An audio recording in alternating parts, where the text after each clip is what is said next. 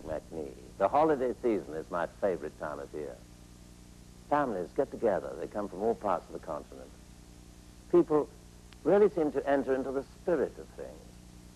A tradition in our family for many Christmases has been to watch the movie Scrooge. It was taken from Charles Dickens' novel A Christmas Carol, which was written in 1843. There have been several versions of this film, but my favorite is George Minter's. It was made in 1951. It starred Alistair Sim. It really seemed to capture the true essence of the Dickens novel. After all, A Christmas Carol is a story of redemption. Dickens himself called it a sentimental romance. It just seemed to capture the true holiday spirit so well. Why don't you and your families join me in watching this Christmas classic, Scrooge?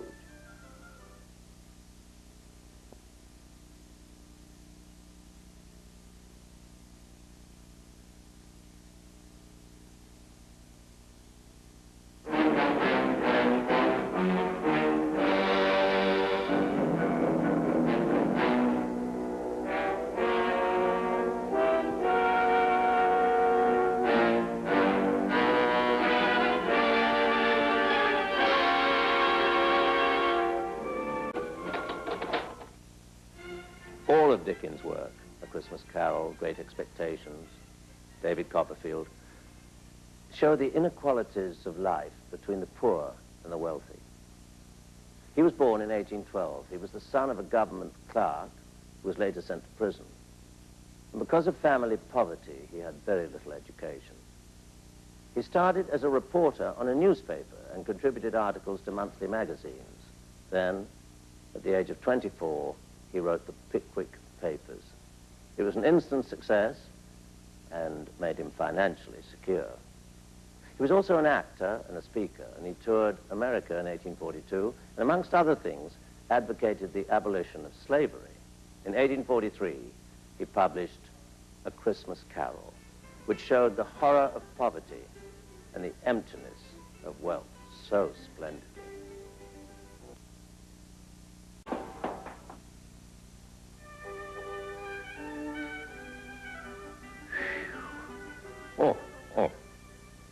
Such a celebration of life. It's one that we can all share. I mean, what's the point of saying anything? It's one of the great magic moments in the cinema. And what is interesting is, if you think that it's 1951, well, I know that in England, television had only really just started. Everything was from the theater. And you see it most particularly in this scene. The only illumination I can give, for what it's worth, is that there are two actors there, this great, great actor, transforming himself in a big way, in a totally empty house, large, upstairs, downstairs, up and down the stairs, and of course aided by Kathleen Harrison. Well, now, she in my youth was one of the finest, well, in fact, the scenes before, when she goes through all the clothing, the magic of the way they did these things. And these two theater actors play this wonderful scene of release. You feel they're almost going to fly. If it was Mary Poppins or some form of cartoon, they would fly. They'd do something, because the release of joy is so strong. And I was with them all the way. It was marvelous.